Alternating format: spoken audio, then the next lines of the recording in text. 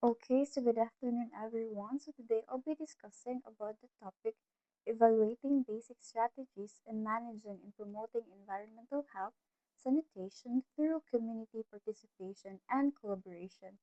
So this topic mainly focuses on how maintaining a clean environment is not only the responsibility of the government, but also of every individual in the community, especially us students, since that is our goal, diba?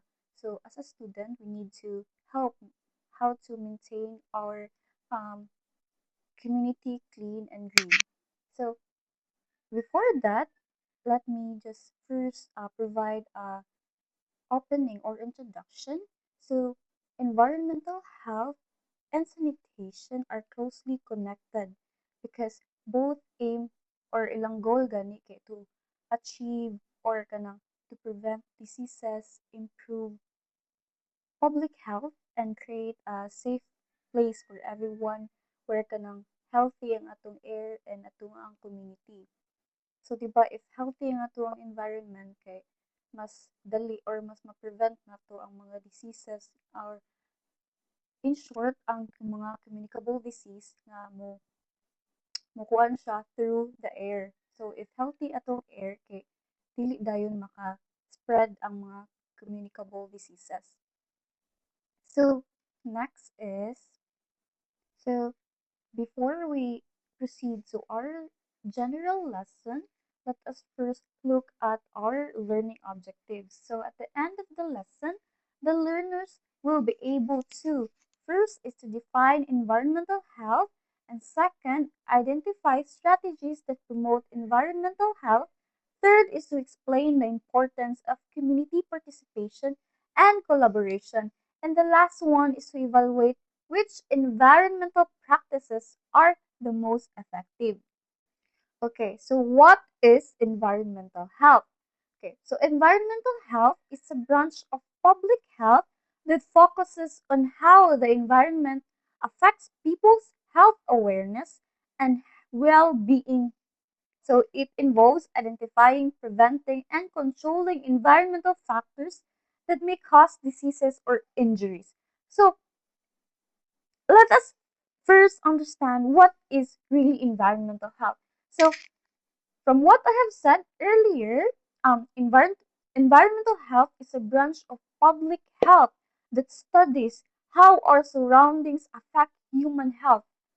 It focuses on identifying environmental factors and that may cause diseases and injuries, or in finding ways of how to prevent or to control them. So these environmental factors includes okay, it includes air quality, food safety, housing conditions, safe drinking water, waste management, pollution pollution control, diseases prevention. So I'll be discussing one by one about these factors in environmental health. So the first one is the air quality. So we all know that clean air reduces respiratory diseases. Like, unsa man nga mga example ang makaprevent sa diseases through clean air. Iba ka ng mga ubo, like that. Kaya kanang through clean air gani kay mas ato ang pag-breathe gani kay mas healthy siya, right? So the next one is safe drinking water. So access to clean and safe water prevents kanang mga diseases like diarrhea and other stuff nga makakuan sa atong tummy through drinking bad water or kanang mga dirty nga water. So the next one is food safety. So proper handling of foods and storage prevent food poisoning or kanang diarrhea also.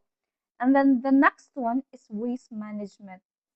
So proper collection and disposal of waste or garbages like kanang pero sa akong giingon earlier nga kanang kwaon og mga several days pa until nga ang mga garbage kay kanang like madunot na siya or kanang dugoko na sa mga langaw which can cause different kind of diseases like dengue, unsa pa man jud like maka-cause niya og kanang mga diseases nga kanang tungod sa not proper waste disposal. So next is housing conditions. So safe and clean homes protect families, right? It protects families from diseases and accidents. So next is pollution control. So reducing pollution helps prevent our ecosystem. So kanang if kana ganing mga ma-prevent na nato ang kanang mga factories nga grabe kayo mga aso nga mugawas like grabe jud kaayo mga aso nga mugawas nga dala po siya og sakit sa individuals. So how we can prevent that? Okay, dili jud na nato na siya ma-prevent since karon kay ato ang kuan karon ato ang environment kay very unhealthy na. But we can help as a student maka-help ta ana through kanang dili mag-smoke, through kanang magplanta og mga trees which can help our ecosystem in our environment nga kanang even though kanang very daghan na kayo aso sa factories kay maka-help gyapon siya kanang mo provide og kanang healthy nga air.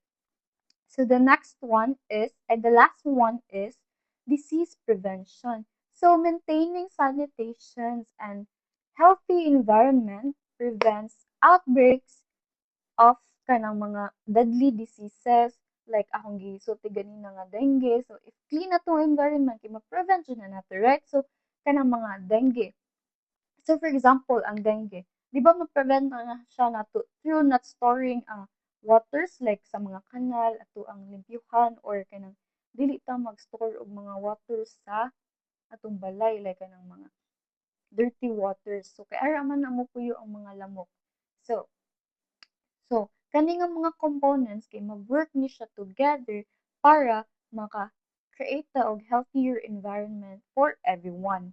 So next is, why is environmental health important? Okay, why is environmental health important? So a healthy environment can build a safe family, can build a safe environment for everyone. So a healthy environment reduces the spread of communicable diseases. So as what I have said earlier, ma-prevent jud nato ang mga diseases through healthy environment. So the next one is promotes physical and mental well-being. So if limpyo ato ang palibot, diba mo man tag ma-relax. Pero if kana ganing atong makita kay mga basura ra or kanang mga dagat nga daghang basura, ma-relax ba ta na? Di ba no? So that's why healthy environment promotes healthy well-being, healthy mental health. So third one is protects national resources. So makani siya kay ma-protect nato ang ato ang mga rivers, atong mga forests, atong oceans. Kay kani siya kay mag-provide man siya og good kanang good good quality gani. Like kanang murag ma-help na to ang Mother Earth ba to provide, di ba atong Mother Earth kay mo provide man sa dang mga trees nga naay time kanang naay mga bunga. So as well as us kay maka-help pud ta through ana nga ma-protect sad nato sila og ma-healthy ato ang environment. So, fourth kay it supports sustainable development. So, ensuring that future generations can still enjoy a healthy environment. So, we all know that atong Mother Earth kay barely surviving na lang, but through helping each other or maintaining a good environmental health kay mas makakuan pa ta sa uban nga generations puhon like suway pa sad sila og healthy nga environment ba. And lastly, improves quality of life. Yes, environmental health really improves quality of life by making communities safer, cleaner, and comfortable to live in.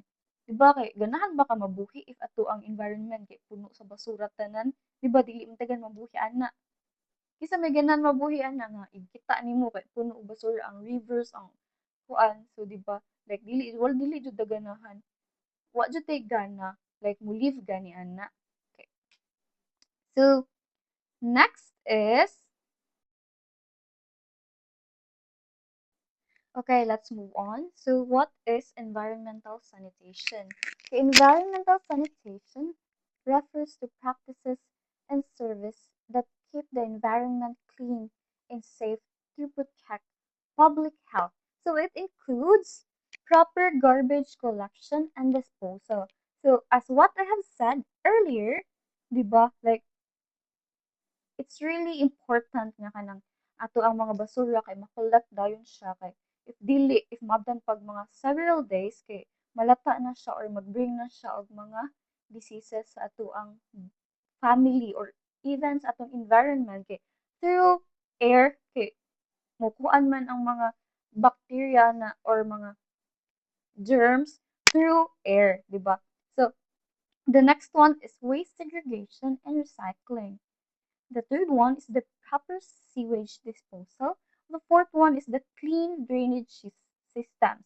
So it is important to really have a clean drainage because so that we can prevent gani ang mga floods, ang mga dirty waters nga gikan sa kanal kay if we will just maintain to have a kanang drainage systems nga puno og mga basura kay makahatag siya og mga sakit, especially leptospirosis, di ba?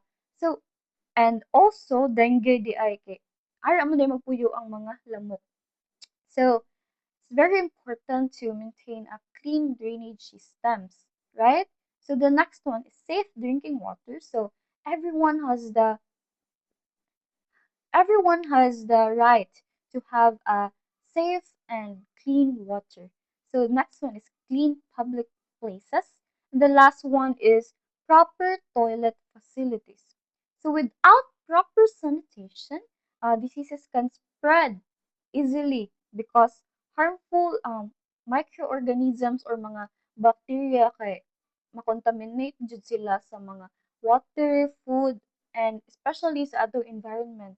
So, mas madala jud na siya if hugaw ang ato ang environment. So, the next one. So, many environmental problems result from human activities and poor sanitation practices by humans. So, common environmental health problems affects both human, people, and nature. So, example includes improper waste disposal, water pollution, air pollution, open burning of garbage, flooding caused by clogged canals, mosquitoes, breeding sites, illegal dumping, poor sanitation facilities. So these are the possible effects of these examples. So the next one is okay, now that we understand the factors and the problems, let us discuss some basic strategies used to manage environmental health. So these strategies aim to reduce pollution, prevent diseases, and protect natural resources.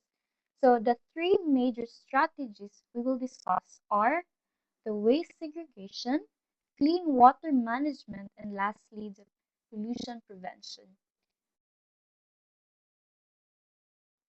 And then for our conclusion, environmental health and sanitations are important for preventing diseases and keeping communities clean and safe.